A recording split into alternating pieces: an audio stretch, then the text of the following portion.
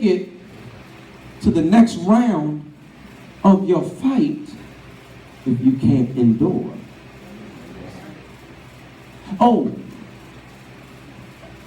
did you not know that just because you fight once, you're going to have to fight again? Oh, did you not know? Is it a surprise that as long as you live on this earth, that you're going to have victory over victory over victory? Or did the preacher just lie to you and tell you one fight is good enough? Can I encourage you that Jesus said, in this world ye shall have trouble or tribulation, but be of good cheer, I have overcome the world. In other words, people of God, just because you fight once and you won don't mean that you can't fight another fight. In fact, it just equipped you and gave you the tools and resources and prepared you for what is about to come in the future. Here it is.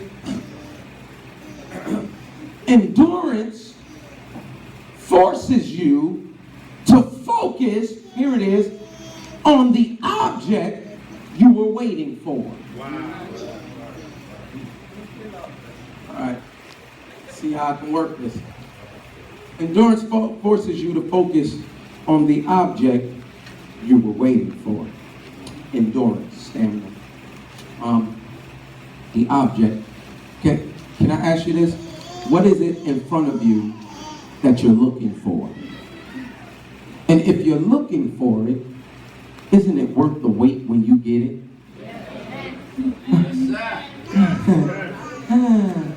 Things that come too easy isn't appreciated.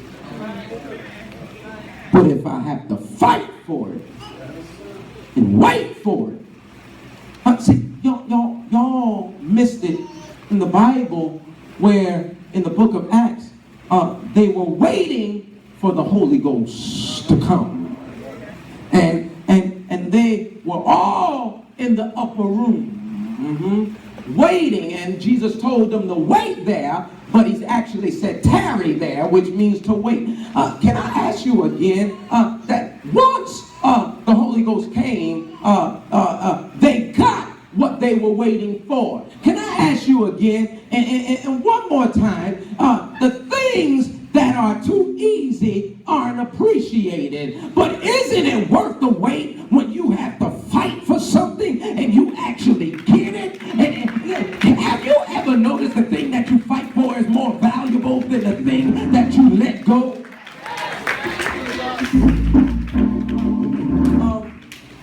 Problem is, and I'm almost done. I'm where I want to be. The problem is that we see what's in front of us and get discouraged because what we want isn't manifesting quick enough. So we stop believing in the substance of things hoped for and fall under the pressure of what we see. You're talking good, Robert. Don't allow your faith to succumb to the pressure of your sight. Now, let me say it one more time. Don't allow your faith to succumb to the pressure of your sight. Don't let what you see dictate your course of action, because what you see will not always be if you keep believing things can change. What I see now cannot dictate my future.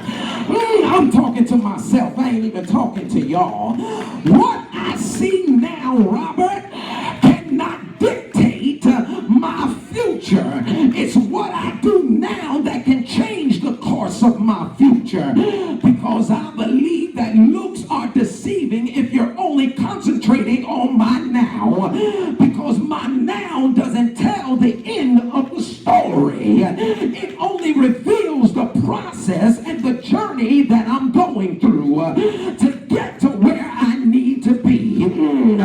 Because I came to tell you, if you restrict yourself when you only look at my now, because my now is my transformational phase. Is there anybody in here where people were judging what you're going through now, but they don't see where you're going to? They only look at where you are, but they don't look into your future and see, oh shoot, that baby bounced back. Is there anybody in here that's going through a transformational phase, that's going through a metamorphosis stage, that's going through a conversion process, that's going through an adjustment place? God is, I came to tell somebody that God is remodeling you. He is developing you. He is switching you. He is changing you. God, Deacon T, is giving me a system update. He is updating my software. Don't look at where I am now. Look at where I'm going. Don't look at what I am now. Look at what I shall be. Because God is changing something inside of me so that I can endure the test. It's not the fact that he's not changing my inside. It's the fact that you can only see my outside. So you don't even see my heart. You see my flesh. You see how I look. But be not deceived. God is not mocked. Whatsoever a man soweth,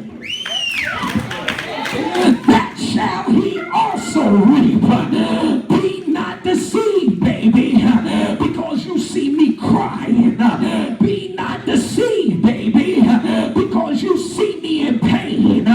Be not deceived, baby, because I'm caught between a hard rock and a hard place. At the seat, oh my God, at the right opportune time, at that Kairos moment, God is going to switch things in my life. And the place where I was down in is going to be a place of victory.